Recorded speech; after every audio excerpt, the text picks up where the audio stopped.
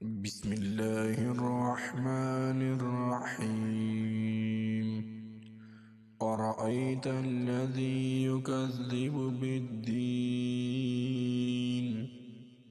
فذلك الذي يدع اليتيم ولا يحض على طعام المسكين فويل للمصلين الذين هم عن صلاتهم ساهون الذين هم يراءون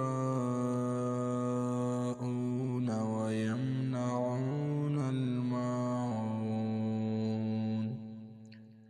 بسم الله الرحمن الرحيم.